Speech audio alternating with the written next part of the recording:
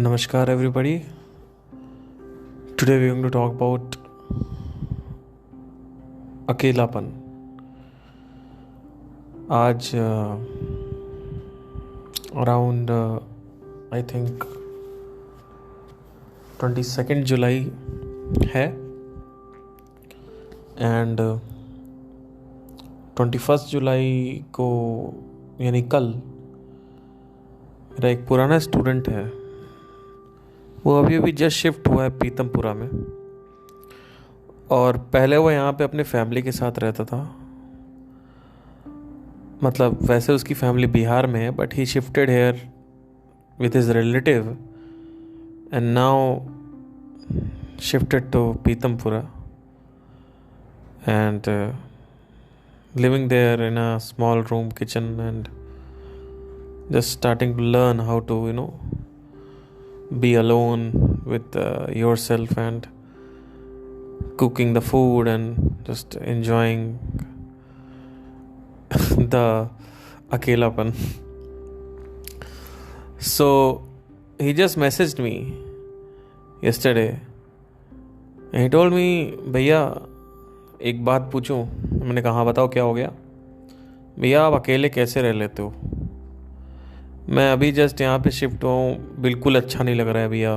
मतलब सब कुछ सही चल रहा है, गर्लफ्रेंड भी है और अच्छा नहीं लग रहा है भैया. मतलब अकेले पूरे दिन अकेले रहता हूँ. मतलब काम से आता हूँ फिर अकेला, फिर वही मोबाइल चलाओ, बात भी कर लेता हूँ पर पूरे टाइम तो वो बात कैसे कर लूँ. और चाहे हो चाहे ना हो भैया, गर्लफ्रेंड या कोई भी, बस ये अकेलापन तो आप कैसे करते हो मैनेज. उसका मैसेज आया and he is my student from like I think 3 साल हो गए होंगे हमें शायद मेरे उसके साथ. एंड पहले वो बिहार में अपनी फैमिली के साथ रहता था और फिर अभी वो यहाँ आके अब अकेले रहने लगा. और ये 3 दिन पहले की बात है. तो मैंने उसको बोला कि देखो, his name is Monty actually. मैंने कहा देखो मॉन्टी ब्रो, इससे तुम बात कर रहे हो ना, ये बात के पीछे पूरा का पूरा वेदांता लिख दिया गया है. पूरी की पूरी भगवत गीता, 700 श्लोकों की किताब अष्टावक्र गीता का अगर सेंटर पॉइंट देखा जाए, क्यों लिखा गया है, ये शास्त्र क्यों लिखे गए हैं, उसका एक ही सेंटर पॉइंट है. वैसे तो बहुत फैक्टर्स हैं बट मेन जो है मकसद वो है इस दुख को ख़त्म करना.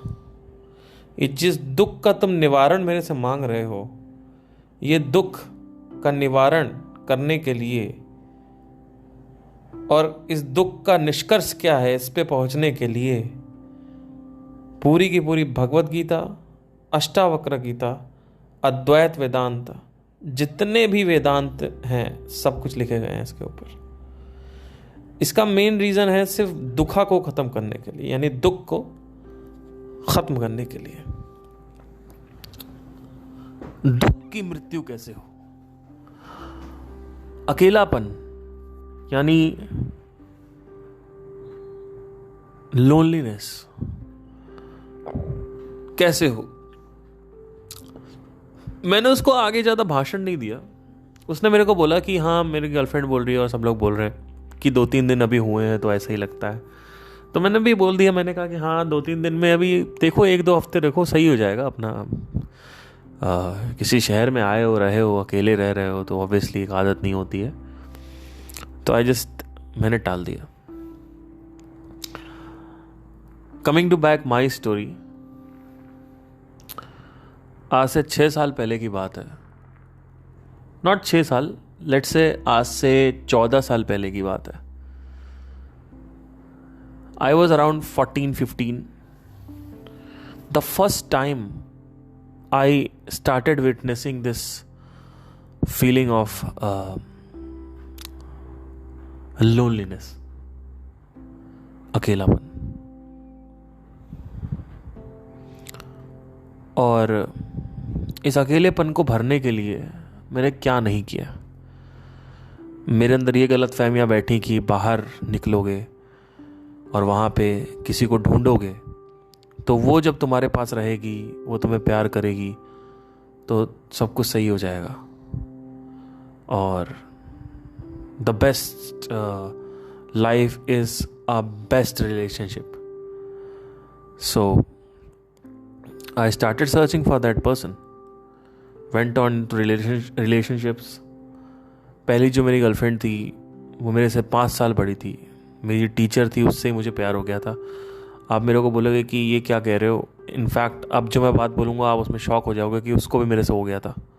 तो शी ऑल्सो टोल्ड मी कि I love you but can't ये कर नहीं सकते बिकॉज 5 साल तुम छोटे हो मेरे से. और वो 20 की थी, मैं 15 का था. एंड ये हुआ. 3-4 महीने का रिलेशनशिप था और उसके बाद वो ख़त्म हो गया. ख़त्म होने के बाद 6 महीने मुझे लगे. पहली बार मुझे जब वो चली गई वहाँ से और she went to Pune and वहाँ पे जाके उसने मेरे को बोला कि मैं नहीं रह सकती, मतलब मैं तुम्हारे साथ नहीं रह सकती, अपना अपना सर्वाइव करो. And I think it was the best decision because और वो क्या करती, राइट. सो शायद थोड़ा सा रुक जाती तो सही था. मतलब 25 की वो होती, 20 का मैं हो जाता, फिर वो 28 की हो जाती, 23 का मैं हो जाता, है ना. तो फिर तब चल सकता था. लेकिन अगेन उतना लंबा प्रोसेस कौन करे. अभी कॉलेज गई हूँ तो कोई और ढूंढ लेती हूँ.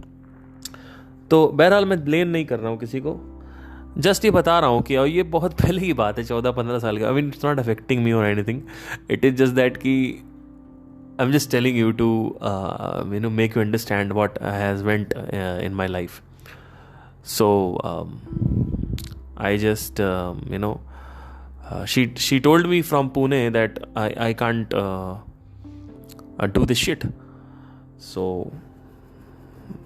मुझे 6 महीने लगे रिकवर होने में. पहली बार ऐसा लगा कि प्यार जो है वो क्या होता है और ये अटैचमेंट जो है ये जब टूटता है तो क्या दर्द होता है, स्पेशली लड़कियों वाला. अच्छा, मेरे घर में जैसा कि मैं पहले ही बता चुका हूँ, कई लोग नहीं सुनते होंगे. मेरे घर में क्या सीन था कि मेरी फादर और मदर की बनती नहीं आपस में और दोनों ही अपना हमेशा बिज़ी रहते थे. तो वो एक इमोशनल अटेंशन जो है वो मेरे को नहीं मिल पाया कभी. तो ऐसा नहीं है कि वहाँ से रो रहा हूँ और आके मम्मी को बता रहा हूँ कि मम्मी इससे प्यार हो गया था और मम्मी फिर कंसोल कर रही है, सुन रही है बैठ के कि अरे बेटा ये होता रहता है, हमारे ज़माने में भी होता था और ये बहुत छोटी चीज़ है, इसको इतना माइंड में बड़ा मत कर, अब अभी सही हो जाएगा. एक ये होता है कि अगर कोई घर पे हो आपके पास और आके आपको बोले, आपकी पीठ थपथपाए, आपको गले से लगाए और बोले कि ये सब सही हो जाता है और ये सब बहुत छोटी चीज़ है, तुम उसको बहुत बड़ा बना रहे हो और ये सब सही हो जाता है. और जब एक बच्चा है उसके साथ ये सब कुछ हुआ है और जब ये फील हो रहा है, ये दर्द हो रहा है, तो उस समय ऐसा लगता है this is the end of the world. अगर कोई आके ये बताता है, स्पेशली आपके जो क्लोज्ड वंस हैं, अपने एक्सपीरियंस शेयर करते हैं, कहते हैं कि ये सब तो सही हो जाएगा, तो अच्छा लगता है आपको. यू फील रियली नाइस कि somebody is telling you like that. It is so amazing, right, to have somebody like that, especially mothers. And but this kind of courtesy was not there for me. My father was always distant from me.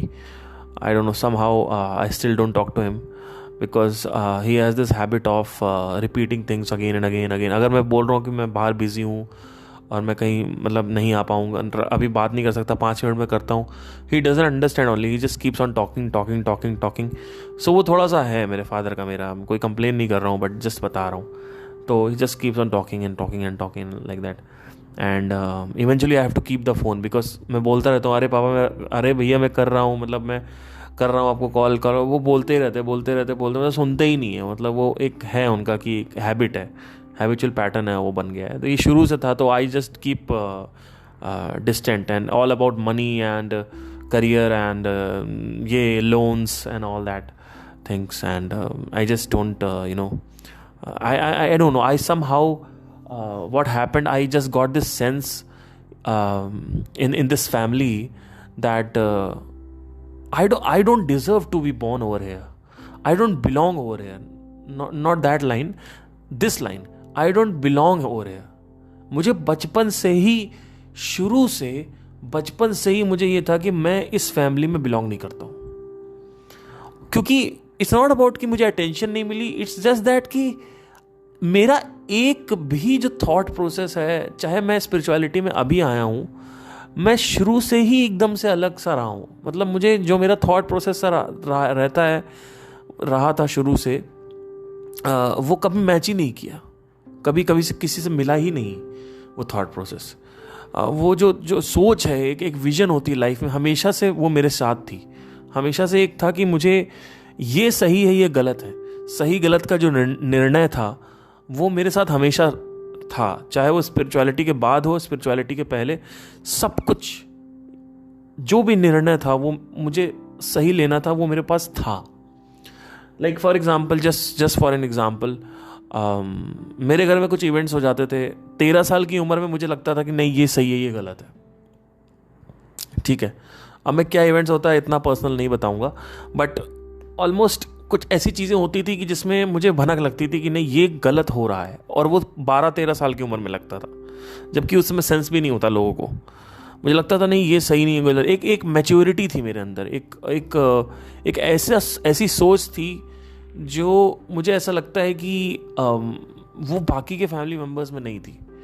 तो मैं कटा रहता था हमेशा उनसे, और जब attention नहीं मिली, इमोशनल अटेंशन नहीं मिली, और बाहर प्यार ढूंढना पड़ा। और आपको पता है, जब घर में प्यार नहीं मिल रहा है और आप बाहर ढूंढने निकले हो, तो उस आदमी का क्या रेप होता है आपको पता होना चाहिए, दिल का। उस आदमी का दिल का जो हालत होती है, उस वक्त आपको पता होनी चाहिए कि जब किसी को नहीं मिला और वो ये सोच के निकल रहा है कि मैं बाहर ढूंढ लूँगा, तब तो वो आदमी कहीं का नहीं रहता है। मतलब good luck with that person, क्योंकि बाहर प्यार ना मिलना एक बहुत ही नॉर्मल फिनोमिना है, और वो मिलता भी नहीं है। जब आपके घर वाले आपको नहीं चाह रहे हैं, तो बाहर तो पॉसिबल ही नहीं है ढूंढना। मतलब वहाँ से एक ऐसा लगता है कि वो पर्सन फाइंड करना बहुत मुश्किल हो जाता है बाहर की तरफ से, क्योंकि there are things, see people are always self-centered, you know, they are already frustrated. These people जिससे आप शादी करने जा रहे हो, और ये एक जो रिश्ता है शादी का, उसके बाद आप सोचते हो कि वो बेटर है, सबसे बढ़िया है और मस्त है, और वो मेरे साथ कभी ऐसा नहीं करेगा। ये आप कैसे सोच सकते हो? वो तो करेगा ही करेगा अगर उसको करना होगा तो। और अगर कोई भी इंसान अगर अच्छा है और उसके अंदर फ्रस्ट्रेशन भरते जाए, चाहे वो जॉब से आ रही है, चाहे उसके ड्रीम्स नहीं पूरे हुए उससे आ रही है, अगर कोई भी इंसान सादा है, सरल है, सहज है, और उसके अंदर फ्रस्ट्रेशन भरती जाएगी, तो वो आदमी फिर सही गलत का निर्णय नहीं ले पाता है। कई बार ऐसा होता है कि एक रिलेशनशिप में आज आप ये सोच के जाते हो कि लड़की अच्छी होगी, बढ़िया होगी, फिर वो लड़की आउट ऑफ फ्रस्ट्रेशन किसी और के साथ सो जाती है या किसी और के साथ भाग जाती है। तो बहुत बार ऐसा भी होता है कि वो पहले से ही करप्ट थी, लेकिन बहुत बार ऐसा होता है कि वो क्यों ये नहीं सोच रही है कि इसका साथ क्या होगा जब मैं नहीं रहूंगी। तो आप जब आपका ब्रेकअप होता है, आप यही सोचते हो कि इतने लोग निर्दयी हैं, इतने लोग बच्चलन है कि लोग ये ही नहीं सोचते कि मैं तो घूम रही हूँ इसके साथ, नए लड़का जो है, नया बॉयफ्रेंड है उसके साथ, पर ये जो पुराना बॉयफ्रेंड है इसका क्या होगा, कैसे सरवाइव करेगा, 8-8 महीने 9-9 महीने कैसे ये सरवाइव करेगा, है ना। हो सकता है सरवाइव ना निकल पाए, और उस वक्त जब वो लड़का दर्द में है, तो तू कैसे मजे मार सकती है किसी और के साथ। जिस वक्त तू उसको, दूसरे लड़के को किस कर रही है, उसके साथ सो रही है, उसी पल, उसी क्षण वो जो दूसरा लड़का है आपका, यानी कोई जो आपका एक्स बॉयफ्रेंड है, वो दर्द में है, वो रो रहा है एक कमरे में, उसके पास कोई नहीं है, और उसी वक्त, उसी मोमेंट पे तुम किसी और को फिजिकल हो रही हो किसी के साथ।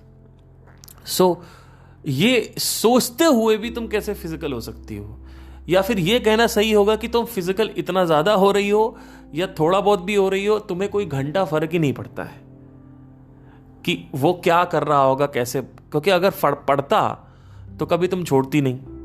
पर ऐसे रिलेशनशिप्स हैं कि 2 साल पड़ेगा, उसके बाद तीसरे साल में बंदा बदल गया, बंदी बदल गई। ये इसके ऊपर बहुत मैंने रिसर्च करी, क्वेश्चन उठाया इसके ऊपर, तो मुझे समझ में आया कि लोग ना सरल होते हैं, फिर उनके अंदर इतना गुस्सा भर जाता है, फ्रस्ट्रेशन भर जाता है कि वो सेंसरी चले जाते हैं, सेंसरी प्लेजर्स में इतना ज़्यादा चले जाते हैं कि उनको सच गलत का, सही गलत का निर्णय नहीं ले पाते। वो दे आर, उनके अंदर से एम्पैथी जो ये शब्द है ये गायब हो जाता है, किसी की दूसरी की फीलिंग्स को समझना ये गायब हो जाता है। तो बहरहाल ये जब 15-16 साल की उम्र हुई तो ये चीज़ देखा मैंने दूसरी लड़कियों में, या जो रिलेशनशिप्स होते हैं जिस तरीके के, उसमें भी जाके देखा और समझ नहीं आया वहाँ पे कुछ, मतलब और ये सोच बनी रही, फिर भी इस सोच को टूटने में टाइम लगा था कि लड़कियों में कुछ नहीं है। और अगर आप लड़की कोई सुन रही है तो ये भी सोच लो कि लड़कों में कुछ नहीं है, ठीक है? क्योंकि मैं एक लड़का हूँ तो मैं इस पॉइंट से, स्टैंड पॉइंट से बोल रहा हूँ। ये नहीं है कि लड़कियों में कुछ नहीं है कि मतलब लड़कों में सब कुछ है, ये मत सोच लेना। बट मैं इस स्टैंड पॉइंट से बोल रहा हूँ कि रिलेशनशिप्स में खुशी नहीं है। इसको जानने में मुझे लगा है 4 से 5 साल। 16 साल की उम्र में भागा लड़कियों के पीछे, सोचा कि कोई लड़की मिल जाए, कोई भी कैसी भी लड़की हो बस प्यार करे, एक ये था। क्योंकि मुझे प्यार की तलाश थी और घर से मिला नहीं। और धीरे धीरे 4-5 साल, एक रिलेशनशिप, 2 रिलेशनशिप, जाता गया, देखता गया। सिंगिंग वगैरह भी अच्छी होती गई, बहुत कुछ कनेक्ट किया। मतलब दर्द होता है तो आप जब सिंगिंग में उसको कनेक्ट करते हो, अपने आर्ट में कनेक्ट करते हो, तो वो चीज़ बड़ी अच्छी होती है। और मतलब मेरे सर थे, उन्होंने बोला था मेरठ में, I was like living, this is 2009, उन्होंने बोला था इसके आवाज़ में फील नहीं आती है। एट दैट मोमेंट मेरा एक ब्रेकअप तो हो चुका था, लेकिन मैं कनेक्ट नहीं करता था उससे, तो फील नहीं आती। तो उसके चक्कर में बहुत प्रॉब्लम होती थी। तो मैंने क्या किया कि मैंने अपना जो साइड में रखा था टूटा हुआ दिल, उसको उठा के इसमें डाल दिया। तो वो एक अलग, थोड़ा सा बहुत सुपरफिशियल बात हो रही है अभी। मैं अभी थोड़ा सा डीप स्पिरिचुअल पॉइंट से बात करना चाहता हूँ इसमें थोड़ा सा। तो करता गया 16, 17, 18, 19, 20, और फिर भी एक चाह रही कि नहीं अभी भी मिल जाए।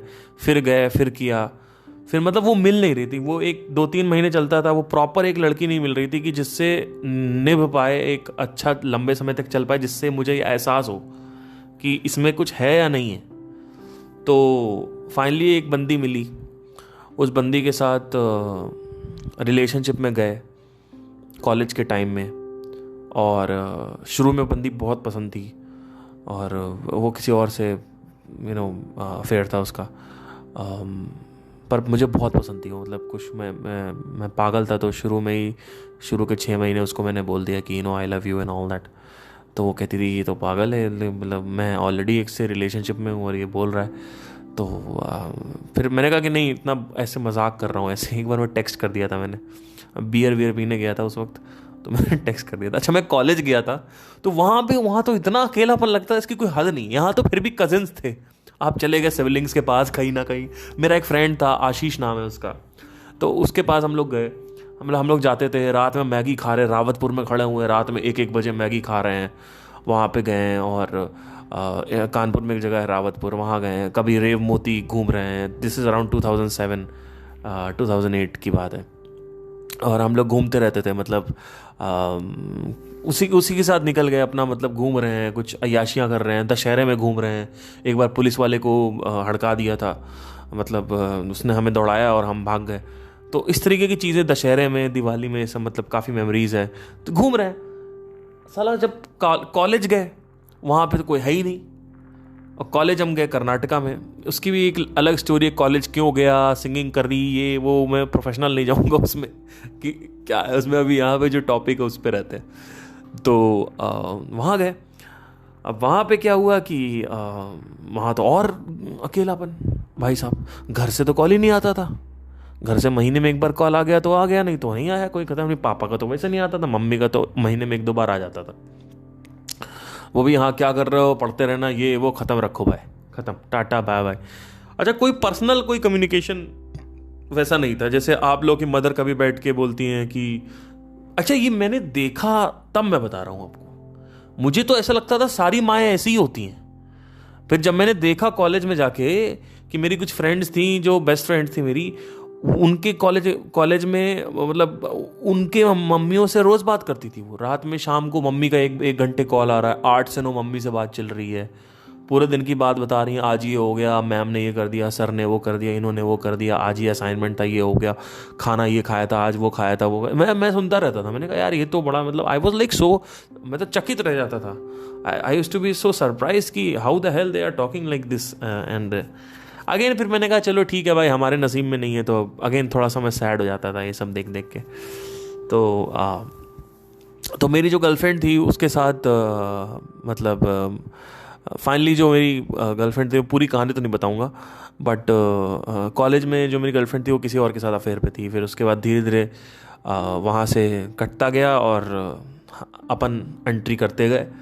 और धीरे धीरे क्योंकि हम साथ में ज़्यादा रहते थे तो ऑब्वियसली उसकी हेल्प करता था, उसके बारे में केयर करता था, उसके सामान लेके आता था, बाइक से वहाँ छोड़ने आता था, उसके रेस्टोरेंट में जाता था, और हर जगह जाता था उसको लेके। उसको कुछ काम है, असाइनमेंट है, स्टडीज़ में अगर कुछ दिक्कत है तो मैं उसको ले आता था। लाइब्रेरी में कुछ प्रॉब्लम हो रही है बुक ढूंढने में तो मैं चला जाता था, तो कभी वो हेल्प करता। तो इस तरीके की फ्रेंडशिप हमारी बिल्डअप हुई होते होते फिर हम वो कब उसमें बदल गई वो यकीन नहीं हुआ, मतलब उसका कि कब वो हो गया। और आउट ऑफ द सडन जो उनका जिससे उसका अफेयर था और वो मतलब बंदा कटता गया, उधर बहुत कॉन्फ्लिक्ट्स थे। कहने का मतलब ये है कि मैंने 1-1.5 साल ऑलमोस्ट देखा पहली बार ज़िंदगी में कि इतनी लंबी समय तक कोई बंदी मेरी टिकी थी।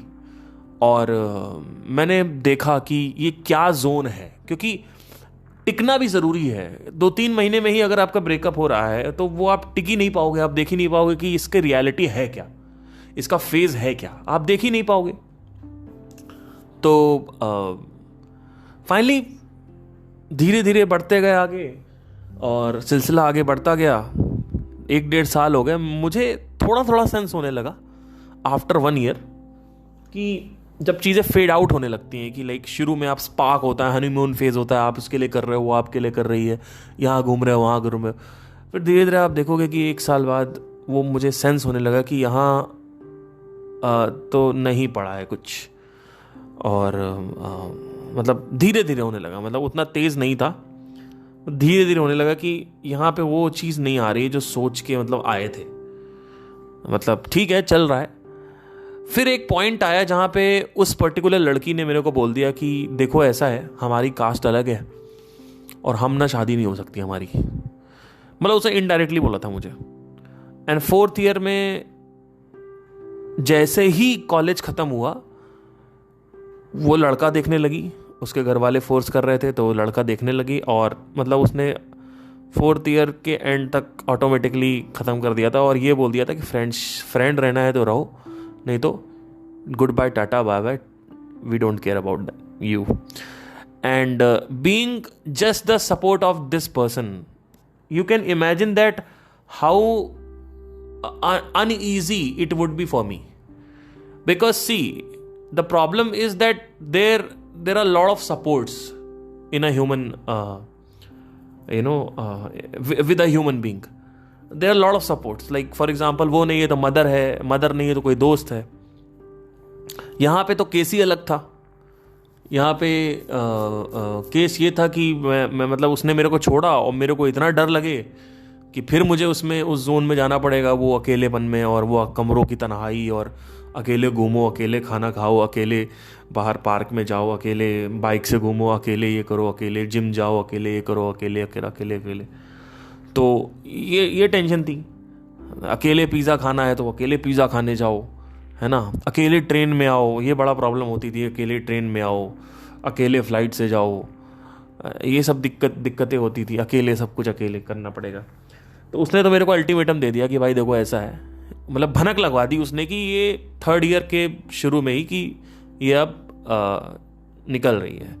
और फर्स्ट सेकेंड ईयर में हमारा इतना अटूट टाइप का रिश्ता था, और थर्ड ईयर में जब उसका माइंडसेट चेंज हुआ तो सारी काया पलट गई। ये बड़ी कमाल की क्वालिटी मुझे लड़कियों में लगती है कि उनका जो इमोशनल कंट्रोल है ना खुद के ऊपर, वो मुझे बड़ा सही लगता है कि यूं ऐसे बटन दबाया ठक बाहर, है ना। और मैं ये नहीं कह रहा हूं कि हर कोई ये कर पाता होगा, बट हाँ, मैंने to be really honest, touch wood, झूठ नहीं बोलूँगा, मैंने अपने एक्सपीरियंस से ये चीज़ देखी है कि इमोशनली जो ताकत होती है एक औरत में, वो मुझे ऐसा लगता है मर्दों में भी नहीं है। आई थिंक इसका एक बहुत बड़ा रीज़न उनका बैकग्राउंड है, क्योंकि बचपन से ही लड़कियां रोती होती हैं और उनका एक अलग ही रहता है, तो उनके लिए रोना धोना और ये सब उतना फ़र्क नहीं पड़ता। इसीलिए लड़के जब मेरे से आके पूछते हैं मैं बहुत रो रहा हूँ, मुझे बहुत याद आ रही है, वो फ़ोन नहीं उठा रही, अरे भैया आपके रोने से, आपके बच्चों की तरह रोने से और आपके ये एकदम आंसू बहाने से, नाक बहाने से और उसको फ़ोटो भेजने से, या फिर आप ये नस काटने की धमकी देने से, वो उसको कोई फ़र्क इसलिए नहीं पड़ता है क्योंकि वो बचपन से ही रोना धोना उसके लिए बहुत नॉर्मल है। मर्दों के लिए रोना धोना उतना नॉर्मल नहीं होता है, तो उनको लगता है मैं तो रो रहा हूँ, अरे यार मैं तो रो रहा हूँ और मुझे उसको तो दिखाना चाहिए, और वो जैसे ही आप दिखाओगे उधर से कोई रिस्पॉन्स नहीं आता। प्रॉब्लम ये है कि आपके लिए वो बड़ी चीज है, उनके लिए नहीं है। वो रोज रोती हैं, उनका हर 2-3 दिन में एक बार रोना होता है, जरा सी बात है भट से निकल आता है रोना। तो ये टेंशन थी। उसने मेरे को दे दिया अल्टीमेटम कि भाई देखिए आपका पत्ता कटने वाला है। अब मेरे को इतना डर लगे जिसकी कोई हद नहीं। मैं एक फ्लैट में रहता था, वहां पे टचवुड एक चीज है, मेरे घर में फाइनेंशियल पॉइंट, वहां तक फाइनेंशियली काफी चीजें सही थी 2014-15 तक। उसके बाद डाउनग्रेड आना चालू हो गया because of some differences in my family and family partnership and business partnership. So वो एक डिफरेंसेस आने चालू हुए और काफ़ी फिर डाउन होने लगा हमारा फाइनेंशियल। और अभी भी है, मतलब वो अभी भी है, और I am trying my level best to get where I want financially. So that is another journey. But see, so my mother always gave me the finance. The finance was very nice. मतलब जो finance था, जो पैसे थे, उसके tension नहीं थी। मैं जिद करता था मुझे ये चाहिए, वो दिला दिया, लैपटॉप चाहिए, वो दिला दिया। And I think she tried to compensate it with money.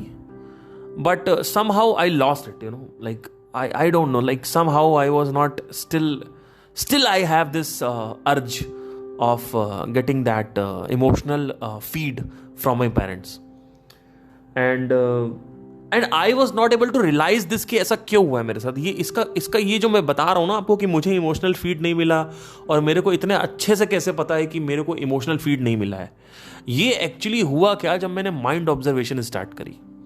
आज से 3 साल पहले की बात है, जब मैंने माइंड ऑब्जर्व करना स्टार्ट किया। धीरे धीरे ऑब्जर्वेशन जब गहरी होती गई, ग्रॉस से सटल की तरफ आती गई, तो मैंने एक दिन कहा कि यार, मेरे अंदर एक क्वेश्चन उठा। मैंने कहा यार, ये मैं स्पिरिचुअलिटी में चला गया, मैं इतना अच्छे से संदीप महेश्वरी जी को फॉलो कर पा रहा हूं, मेरा हाइपर वन पॉइंटेड फोकस है अष्टावक्र गीता पर और आत्मज्ञान पर और आत्मा पे और इस पे और मैं कौन हूं और ये सब। मतलब मेरा पढ़ाई भी चल रही है, फाइनेंस भी चल रहा है, सब कुछ चल रहा है, लेकिन मेरा जो फोकस है वो इतना ज़्यादा है, इतना ज़्यादा, इसकी कोई हद नहीं। मतलब हाइपर एक वन पॉइंटेड फोकस हुआ करता था मेरा। जब ये था, जब मुझे पता चला था कि अब ये रास्ता है, तो मेरे अंदर एक क्वेश्चन आया। I just started this questioning कि भाई, how the hell these other people are not able to do this. These people, these other citizens of the country, इनको भी सेम वीडियो मिल रही है, सेम चीज मिल रही है, ये क्यों नहीं कर पा रहे। और ये क्वेश्चन भाई मेरे को परेशान करने लगा। इस क्वेश्चन ने मेरे को बहुत परेशान किया। मैंने कहा ये क्या हो रहा है, ये तो समझ नहीं आ रहा है यार, ये मतलब ये कैसे हो सकता है जब वही सेम वीडियोस, वही किताबें और वही सब कुछ है ऑलरेडी। तो कुछ लोग तो भाग ही नहीं रहे हैं इस डायरेक्शन में अध्यात्म की, और कुछ लोग भाग रहे हैं फिर भी कुछ नहीं कर पा रहे हैं, और कुछ लोगों ने कर लिया है, तो उनकी मैं बात नहीं कर रहा हूं। तो ये क्या हो क्या रहा है? एंड धीरे धीरे जब मैं इस क्वेश्चन के साथ टिकने लगा तो मैंने कहा मुझे अपनी हिस्ट्री में जाके देखना पड़ेगा। और फाइनली एक भगवत गीता का श्लोक मुझे मिला, जो कि मैंने यूट्यूब माइंड जो चैनल है मेरा, उस पर कम्युनिटी टैब पे डाला भी है, आप जाके देखिएगा। अभी आप जाके इसको पॉज करके देखिए, मज़ा आएगा आपको। वहाँ पे मैंने डाला है, जब मैंने भगवत गीता पढ़ी तो उसमें इतनी अच्छी कमाल की बात कही थी। उन्होंने बोला था कृष्ण ने कि 4 लोग मेरी शरण में आते हैं, 4 लोग सिर्फ। एक, जिनके अंदर घनघोर पीड़ा और दुख है। दूसरा, जिनके अंदर तीव्र इच्छा है। तीसरा, जो ऑलरेडी आत्मज्ञानी है। जो ऑलरेडी आत्मज्ञानी है वो बार बार भगवत गीता के पास आएगा ऑब्वियसली।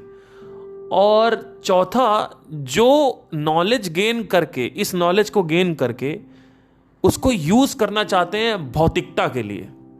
मतलब क्या? इस नॉलेज को यूज करके बिजनेस में लगा रहे हैं, इस नॉलेज को यूज करके कहीं और लगा रहे हैं, अपने रिसर्चेस में लगा रहे हैं। अगर कोई साइंटिस्ट है तो वो अपने रिसर्चेस में लगा रहा है, अगर कोई बिजनेसमैन है तो वो अपने बिजनेस में लगा रहा है, अगर कोई आर्टिस्ट है तो वो अपने आर्टिस्ट में इसको समझ के आर्ट में लगा रहा है। क्योंकि ये नॉलेज अगर आप कन्वर्ट करना जानो तो एक पैटर्न दिखेगा, आप उसमें लगा सकते हो उसको, और उससे चीज़ें ऊपर ग्रो होती हैं। तो ये 4 लोग मेरी शरण में आते हैं, अर्थार्थी, इच्छाधारी और दुख वाले, और एक और था, एक और भी था, भूल गया मैं। Authority just slipped of my mind, अभी आया था। एनीवे, आप देख लेना, 4 लोग आते हैं, मैंने समझा दिया मतलब क्या है। तो वहां से एक क्वेश्चन सॉल्व हो गया। मैंने कहा अच्छा, इनके जिंदगी में इनका जो चाइल्डहुड, इनका जो बचपन था, उसमें ट्रॉमा नहीं था। अब मुझे समझ में आ रहा है कि ऐसा क्यों हुआ। अच्छा, कुछ लोग हैं जो 50 की उम्र के बाद जाते हैं, तो उन्होंने सब देख लिया होता है, उनकी ज़िंदगी में कहीं ना कहीं ट्रॉमा होता है, वही क्लिक करता है उनको जाने का, कि यार सब देख लिया, अभी भी दुखी हूँ मैं, अब मुझे ये करना है। ठीक है, तो फिर मैंने दोबारा क्वेश्चन किया। मैंने कहा अच्छा, तो इनके ज़िंदगी में ऐसा क्या ट्रॉमा नहीं है जो मेरी ज़िंदगी में ट्रॉमा था? और वहाँ से ये बात डिस्कवर होके आई थी। ये मैं अभी आपको बता तो दे रहा हूँ, लेकिन डिस्कवर मैंने 3 साल पहले किया है कि मुझे being a child emotional feed नहीं मिला है। ये प्रॉब्लम है, ये प्रॉब्लम थी, अब नहीं है। ये प्रॉब्लम थी उस वक्त, इसकी वजह से मैं भागा बाहर ढूंढने के लिए। जब बाहर भागा तो तमाचे मिले, ऑब्वियसली मिलेंगे, क्योंकि ये तो मिलना तय है। तो फिर मैंने ये रियलाइज किया, एक पॉइंट आया मेरी लाइफ में, जब मुझे ये जो पर्टिकुलर गर्लफ्रेंड थी जिसने अल्टीमेटम दे दिया था, इसने बोला था कि छोड़ दूंगी तेरे को 4th ईयर में। इनडायरेक्टली बोला था, डायरेक्ट नहीं बोला था, छोड़ दूंगी। तो मेरी तो फटके हाथ में आ गई। मैंने कहा भाई ये क्या करें अब, मतलब ये तो फिर वही। और ये बाहर, और मेरे को वहां से गुस्सा भी आ रहा था। मैंने कहा यार साला 6 साल हो गए, साला 22 साल का हो गया हूं, 6 साल मेरे को हो चुके हैं, 6 साल, और वही बार बार रिपीट होता है। वही लड़की, वही ब्रेकअप, वही दुख, वही अकेलापन, वही लड़की, वही दुख, वही अकेलापन। क्योंकि अल्टीमेटली लड़कियों के पास चाह ही इसीलिए रहा था मैं, जिससे भैया कुछ प्यार मिल सके। लेकिन प्यार तो जब मिला, तो अब इसके साथ 1 साल तक मुझे प्यार मिला, 1-1.5 साल तक जो भी था हमारा रिलेशनशिप चला। लेकिन वहां से मुझे यह भी रियलाइज हो गया कि इसमें भी कुछ नहीं पड़ा, तो वो भी बहुत जरूरी था। तो अब एक पॉइंट आया मेरी लाइफ में कि अच्छा ओके, अब मुझे लगता है कि अब इसमें कुछ, अब तो मुझे रास्ता निकालना पड़ेगा। और फाइनली उसके बाद की स्टोरी शायद सबको पता है कि I started searching on YouTube, and then on a sunny day, 4th floor library में बैठा हुआ था मैं, and I just started typing this, and I got this person, started watching his videos, then went into his spirituality channel. और उसके 6 महीने बाद अष्टावक्र गीता भी आने लगी थी, संदीप महेश्वरी जी का नाम है। और देखता देखता गया, समझता गया, आगे बढ़ता गया। एक पॉइंट आया इनके वीडियोस देख देख के, संदीप जी के वीडियोस देख देख के, कि मुझे ऐसा लगा कि अब मुझे खुद ही सीखना चाहिए। क्योंकि मुझे लगता है कि आप कब तक किसी के पैरों पे पड़े रहोगे? कब तक एक गुरु शिष्य को सिखाता रहेगा? कभी तो शिष्य गुरु बनेगा। अगर शिष्य हमेशा शिष्य ही रहेगा तो वो जो गुरु है, क्या वो बचपन से गुरु था क्या?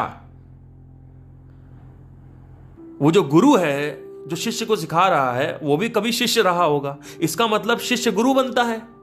इसका मतलब यह है कि एक ना एक दिन आपको प्रमोट होना होता है, एक ना एक दिन आपको खुद समझने आने लगेगा, और एक ना एक दिन ऐसी लाइन आ जाएगी कि आप और आपका जो गुरु है वो बराबर चल रहे होंगे। और वहां पे अगर आपने एफर्ट ज्यादा दे दिया तो आप आगे भी निकल जाओगे। ये भी होता है। तो जब ये मेरा पॉइंट आया तो मैंने रियलाइज किया, मैंने कहा कि नहीं, मुझे सीखना है। और मैंने सीखा और देखता गया, समझता गया, पढ़ता गया, आगे बढ़ता गया।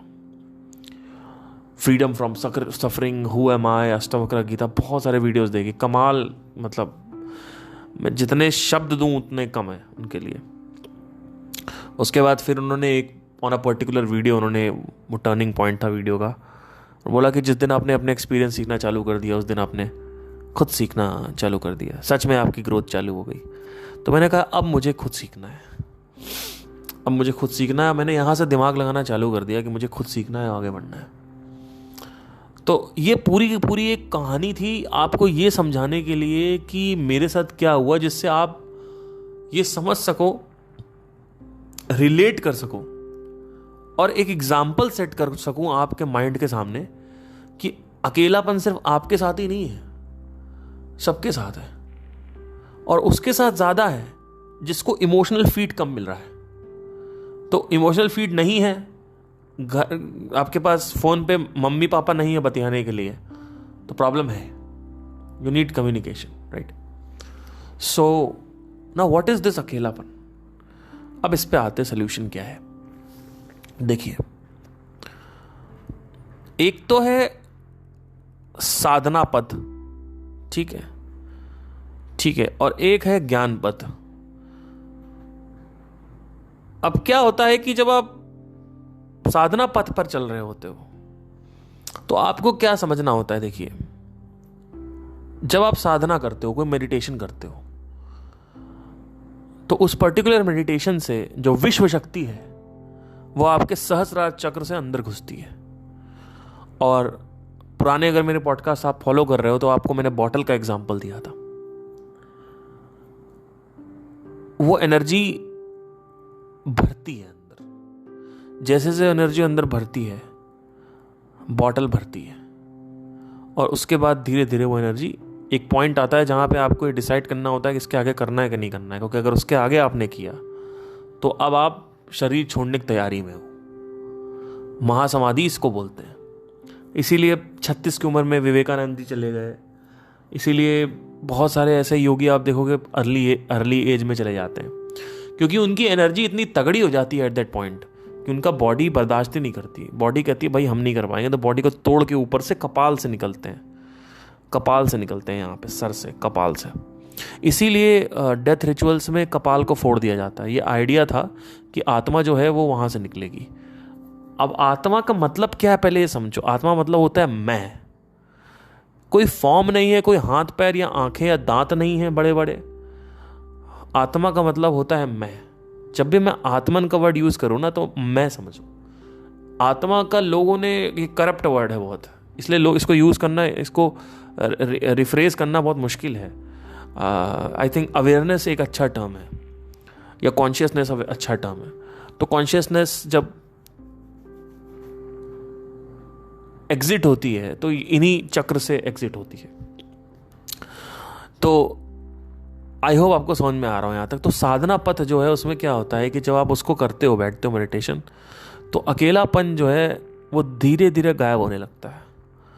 लेकिन क्योंकि आपकी अंडरस्टैंडिंग सही नहीं है खुद को लेके कि मैं कौन हूं, तो प्रॉब्लम क्या होती है कि बार बार आप साधना करोगे, बार बार वो थोड़ा बहुत 15-20 मिनट के लिए सही होगा, उसके बाद 1-2 घंटे बाद फिर से आप वापस सफरिंग होने लगेगी।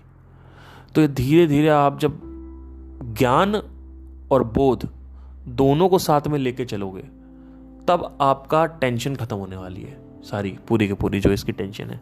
क्योंकि ज्ञान ज़रूरी क्यों है? देखिए, आज मैं एक 4 दीवारी में अकेले बैठा हुआ हूँ, तो ये जो थॉट है ये आपको दुख पहुंचा रहा है। This is connected to intellectual suffering. वो थॉट वहाँ पे बना हुआ है, हट नहीं रहा है, उसकी वजह से सफरिंग क्रिएट हो रही है। इमोशंस इधर उधर आंधी तूफान कर रहे हैं, क्योंकि वो थॉट बना हुआ है। अगर वो थॉट हट जाए, थॉट कैसे हटता है? थॉट ऐसे नहीं हटता कि मैं सोचूं नहीं, मैं सोचूं नहीं, मैं सोचूं नहीं, मैं सोचूं नहीं, ऐसे नहीं होता। अगर आपका मैं बोलूँगा बंदर के बारे में मत सोचो, आप कहोगे अरे यार बंदर ही तो आ रहे दिमाग में। तो जो चीज़ नहीं करने को बोलेंगे माइंड वही करता है। तो पहले आपको जो है, जो थॉट है, जो विचार है, अगर आप सोच रहे हो कि ये विचार अकेलेपन का, कि मैं अकेला हूँ और बस मैं ये सोच लूँ मैं अकेला नहीं हूँ, मैं विश्व हूँ पूरा का पूरा, तो भैया फिर आपका ऐसे नहीं होता सिस्टम। आपको थॉट को हटाने के लिए लॉजिकली चीज़ों को समझना होता है, तब जाके थॉट हटता है, क्योंकि थॉट को लॉजिक समझ में आता है। थॉट को लॉजिक से काटा जाता है। जब मैं थॉट बोलता हूं तो थॉट बुद्धि ही है, और बुद्धि से ही बुद्धि मुक्त हो सकती है। जब मैं इंटेलेक्ट बोलता हूं तो भी बुद्धि को इशारा कर रहा हूं, जब मैं विचार बोलता हूं तो भी बुद्धि की तरफ इशारा कर रहा हूं। ये जो अंदर आपके मरमरिंग और बड़बड़ होता रहता है, ये विचार हैं। ठीक है, 2 टाइप के थॉट होते हैं, एक है विजुअल थॉट्स, एक है ऑडिटरी थॉट्स। ये दोनों ही थॉट प्रॉब्लमेटिक है। ये दोनों ही थॉट आपको ये एहसास करा रहे हैं कि मैं अकेला हूं। तो अगर आपके अंदर ये समझ चली जाए कि आप कौन हो, आपका पूरे के पूरे विश्व में क्या रोल है, आप इस पूरे जगत का अधिष्ठान हो, आप विश्व साक्षी हो, अगर आपको ये समझ में आ जाए, और लॉजिकली, नॉट अ बिलीफ, क्योंकि बिलीफ 2 सेकंड में आता है। मैं मानता हूं भगवान नहीं है, मैं मानता हूं भगवान है, दोनों ही बेवकूफ है, किसी ने इन्वेस्टिगेट नहीं किया। जब आप इन्वेस्टिगेट करोगे, it takes time, it is a process, it depends on your intellect कि how fast you grasp it. तो दो इसीलिए यहां पे साधना पथ का बहुत बड़ा महत्व है। साधना से क्या होगा, आपका माइंड इधर उधर जल्दी भागेगा नहीं। जब माइंड खाली हो जाएगा, तब आप भगवत गीता, भगवत ज्ञान लेना चालू करोगे। अब भगवत ज्ञान आप लोगे तो भी आपको समझ में नहीं आएगा। आपको अगर ये कहते हैं कि मैं तो वेदांता स्कॉलर हूँ, मैंने ये किताबें पढ़ रखी है, मैंने भगवत गीता पढ़ रखी है, मैंने ये इनको सुन रखा, वो उनको सुन रखा, अरे कुछ ढेले से समझ में नहीं आने वाला आपको। और समझ में आ भी गया तो कोई प्रॉब्लम सॉल्व नहीं होगी। समझ में आना और प्रॉब्लम सॉल्व होना एक डिफरेंट चीज़ है। It's a different topic all together.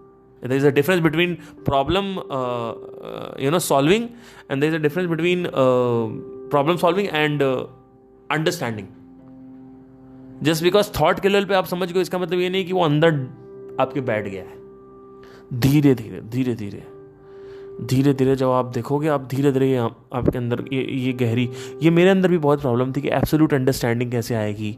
Absolute understanding की ज़रूरत ही नहीं है ना, इसको रिपीट करना होता है रोज़ 1-1.5-2 घंटे आप सुनो, ऐसे ऐसे लोगों को सुनो, पॉडकास्ट सुनो, खुद का आपका माइंड धीरे धीरे उसी डायरेक्शन में भागने लगेगा। अभी नेटफ्लिक्स की तरफ भाग रहा है, रील्स, सोशल मीडिया, लड़कियां, इनकी तरफ भाग रहा है। तो अभी अगर आप थोड़े से भी इंटेलिजेंट, तो आपको पता है कि इनमें कुछ नहीं पड़ा है, तो इसमें भागेगा फिर आप धीरे धीरे जैसे करोगे, एक दिन आएगा आपकी अंडरस्टैंडिंग स्टेबल हो जाएगी। आपको लगेगा हाँ अब मेरे को समझ में आ गया है, और आप उसके बाद भी प्रयास करते रहते हो।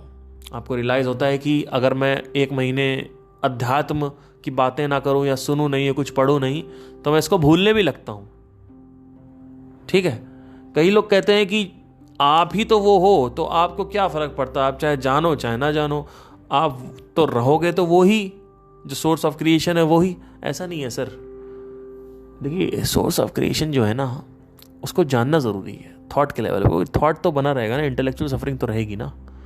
ऐसे कैसे आपने बोल दिया? ऐसा तो कोई जानवर भी है, तो इंसान होने का मतलब क्या है, राइट? सो आप धीरे धीरे जानोगे, समझोगे, अच्छा मैं कौन हूँ, अच्छा ये, तो धीरे धीरे अकेलापन खत्म होने लगता है। जब आप एक कमरे में बैठे हुए आपको पता है कि मैं ही पूरे का पूरा विश्व का अधिष्ठान हूँ, तो कहाँ से अकेलापन आएगा बताइए? अकेलापन तो आ ही नहीं सकता। कैसे आएगा? अंधेरे में आप देख रहे हो भूत प्रेत तो नहीं, आपने भूत प्रेत का सच जान लिया, क्या है भूत प्रेत का, चलो पता करो, अब खत्म हो गया डर। अब कहाँ से भूत प्रेत आएगा?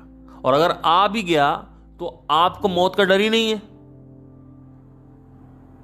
मौत का डर किसको होता है? जिसको ये नहीं पता मौत क्या है। जिसको पता है मौत क्या है, क्या क्या है, उसको थोड़ी डर लगेगा। अब इसका मतलब ये नहीं है कि अगर आप मेरे सामने लाके रिवॉल्वर रख दोगे तो मेरे हाथ नहीं कांपेंगे या मुझे डर नहीं लगेगा, क्योंकि वो सेंसेशन से डर लग रहा है, सेंसेशन डर। पर एक समझ अंदर फिर भी रहती है कि गोली पड़ भी गई, खत्म हो भी गए, तो आखिरी थॉट क्या रखना है मैं, अगर मेरा कभी ऐसा होता है मान लीजिए, तो what will be my state of mind. सबसे पहले डर तो होगा, इसको तो देखना पड़ेगा।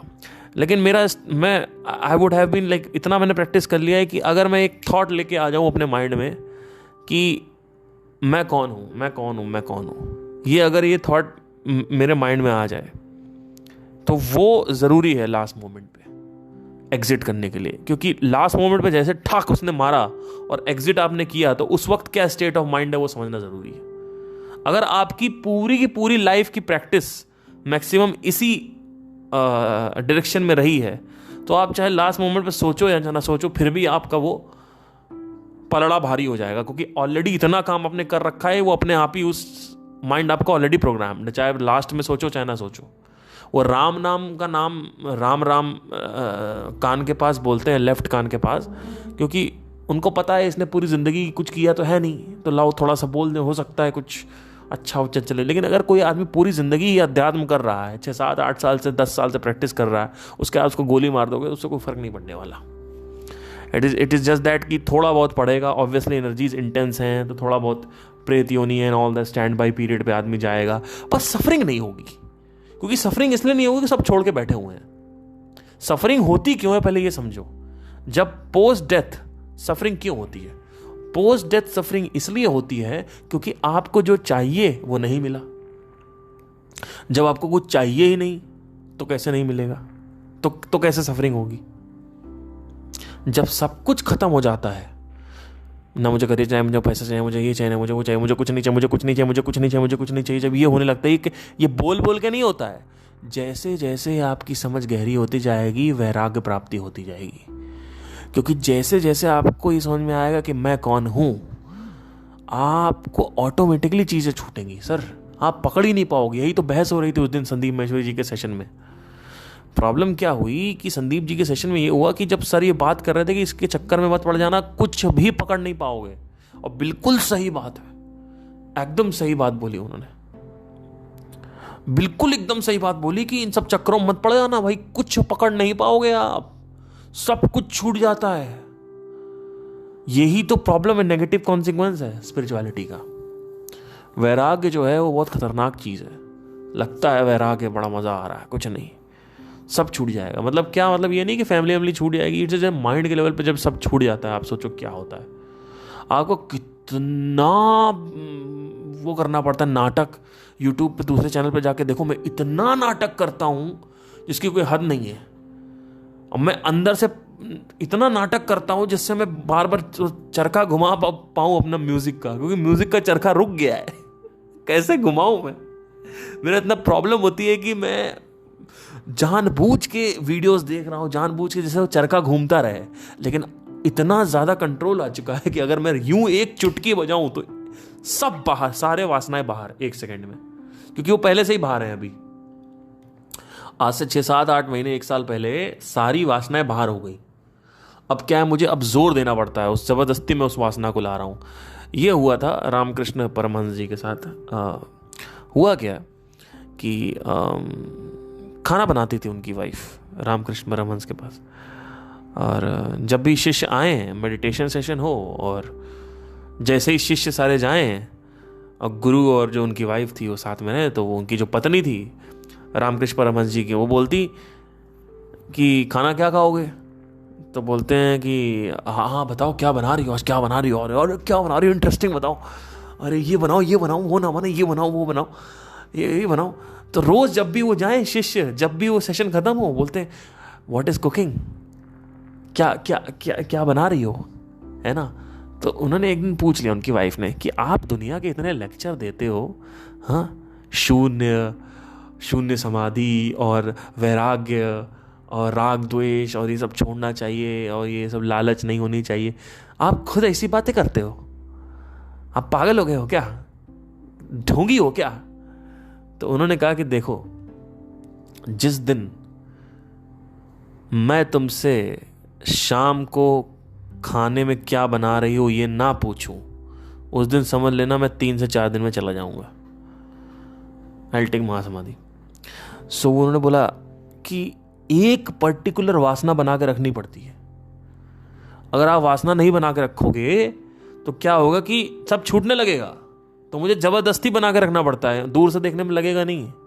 बहुत पैशनेट है, ओ भाई साहब, सारे बॉलीवुड सिंगर्स के लिए बंदा बहुत पैशनेट है, ये वो सब ऊपर ऊपर से, सब ऊपर ऊपर से। चुटकी लगेगी मुझे छोड़ने में, एक चुटकी ठाक बाहर, सब बाहर। मैं किसी को कुछ नहीं मानता, हाँ ऊपर ऊपर से मानता हूं, मैं ये नहीं कहता कोई कुछ है नहीं, सबने बहुत कुछ किया है भाई, सिंगिंग में ऐसे ऐसे लोग हैं, दिग्गज हुए हैं, लेकिन मैं अंदर से किसी को कुछ नहीं मानता। मैं सिर्फ उन्हीं को मानता हूं जिनको मुझे मानना है, जिनको मुझे एक्चुअली लगता है कि हाँ ये आदमी लेजेंड है, वो कोई और है मेरे लिए, वो कोई और ऊपर ऊपर से तो दिखता है बस। मैं नहीं कह रहा हूं कि वो नहीं है, देखिए वो हैं। ये जो वोकल कॉर्ड है ना सर, ये बहुत छोटी चीज़ है। जिस आदमी ने इंटेलेक्ट कॉन्कर कर रखा है, अपना जो अंतःकरण को कॉन्कर कर रखा है, वो ज़्यादा बड़ा है, या फिर जो एक वोकल कॉर्ड को कॉन्कर करके बैठा हुआ है वो ज़्यादा बड़ा है। क्योंकि वोकल कॉर्ड को कॉन्कर करने से अंकल जी लाइफ की प्रॉब्लम सॉल्व नहीं होती है, पीछे पीछे सब नाटक होता रहता है। वो अलग बात है कि सोशल मीडिया पे कोई नहीं दिखा रहा है, ठीक है।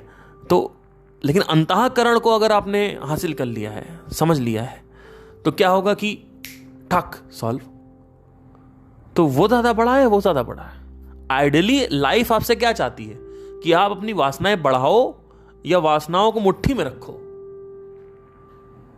लाइफ का जो विजन है उसके साथ चलो ना।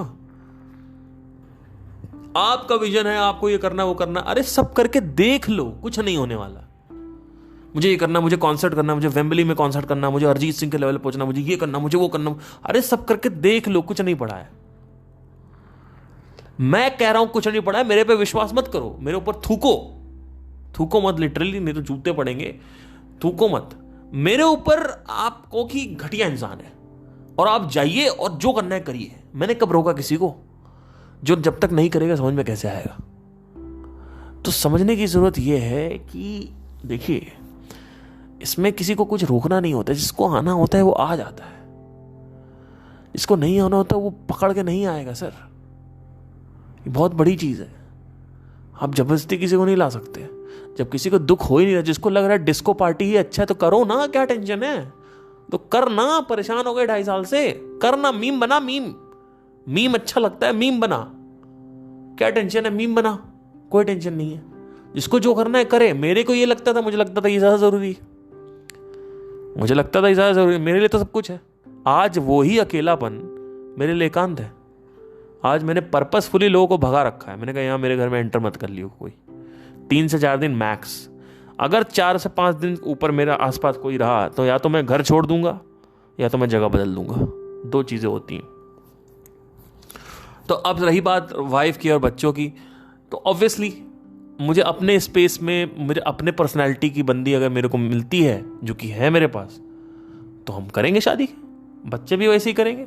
लेकिन तुम मेरे ही घर में रह के बड़बड़ करोगे और उनकी बातें करोगे, जातवाद करोगे, उसके बाद पॉलिटिक्स करोगे, उसके बाद दुनिया की बातें करोगे बड़ा, तो वो मेरे से बर्दाश्त नहीं होता। क्योंकि सर ये जो नाटक है ना माँ बाप का और भाई बहन और फैमिली, ये सब पिछले जन्म में भी था, उससे जन्म में भी था, उससे जन्म में था। तो कौन है माँ बाप, कौन है फैमिली, ये सब अगर आप ये इस विजन से देखोगे तो आपके परकच्चे हिल जाएंगे।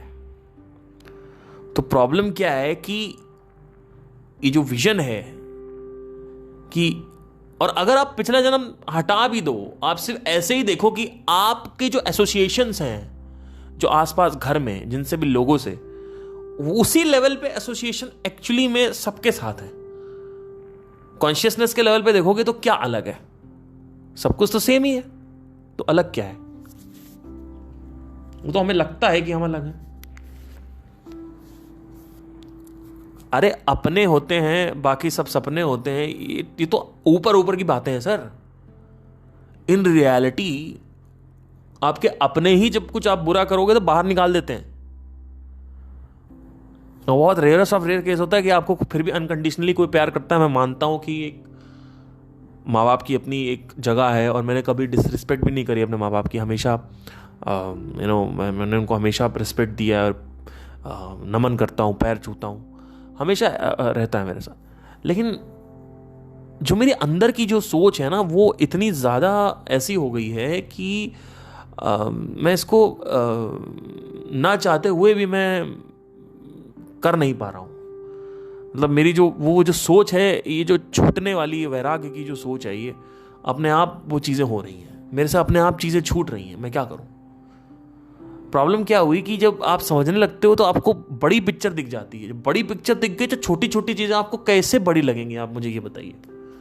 मैं कैसे इसको बड़ी, बस घुमा रहा हूँ जबरदस्ती, चरखा घुमा रहा हूँ। तो चरखा नहीं घूमेगा तो पैसे नहीं आएंगे।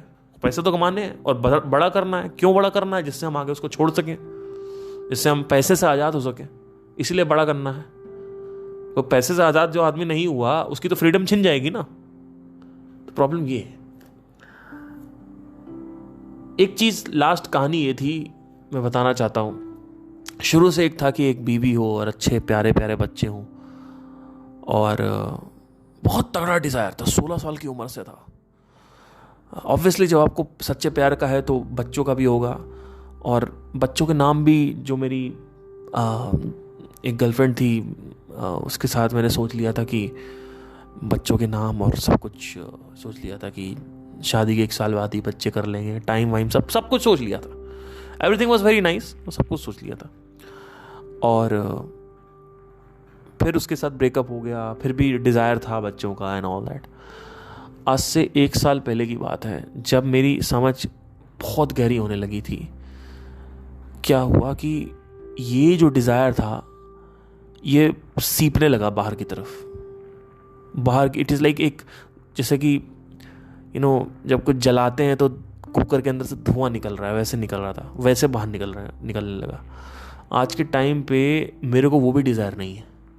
ये डिज़ायर इतना तगड़ा हावी डिज़ायर था, और ये डिज़ायर एकदम से है ही नहीं। ये डिज़ायर हो तो हो, नहीं तो अपनी ऐसी तैसी में जाओ, नहीं चाहिए बहुत। क्योंकि देख लिया ना, मेरे घर में बच्चे हुए, मैंने देख लिया मेरे सामने। 2-3 महीने बस अच्छा लगता है, वो क्यूट सो चुरू कुचू पुचू, वो सब अच्छा लगता है, और बढ़िया भी चीज़ है, मतलब जिनके हैं कॉन्ग्रेचुलेशंस। बट ये सब जो है ना, ये अगेन एक बॉन्डेज है। इसका मतलब ये नहीं मैं नहीं करूँगा, इट इज़ जस्ट दैट कि I don't have any compulsions for all these things.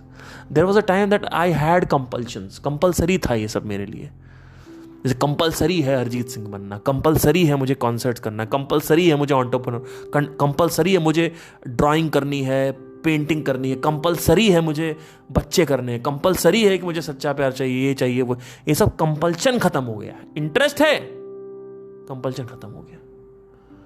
तो अकेलापन, अगर मैं एक समराइज करूं उसको, 2 चीज़ों से ही सवाल होता है सर। एक होता है आत्मज्ञान से, और एक होता है आत्मबोध से। That's it. धीरे धीरे जब आप बोध करते रहोगे, साधना करते रहो, तो ज्ञान फिक्स हो जाएगा।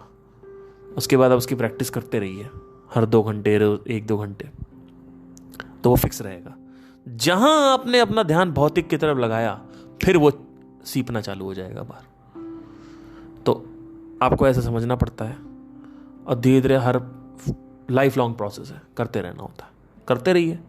हाँ, ये मत करिए कि सब कुछ बेकार है, इसमें कुछ नहीं पड़ा, ये मत बोलिए, क्योंकि अब तो आपने अपने आप को ही बेवकूफ़ बना दिया फिर।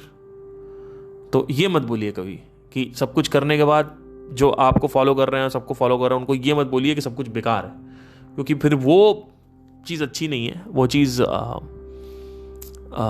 सरासर गलत है, सरासर। क्योंकि बहरहाल छोड़िए। Anyway, take care. I hope आपको कुछ इसमें इंसाइट्स मिली हो। थैंक यू, थोड़ा सा लंबा पॉडकास्ट हो गया।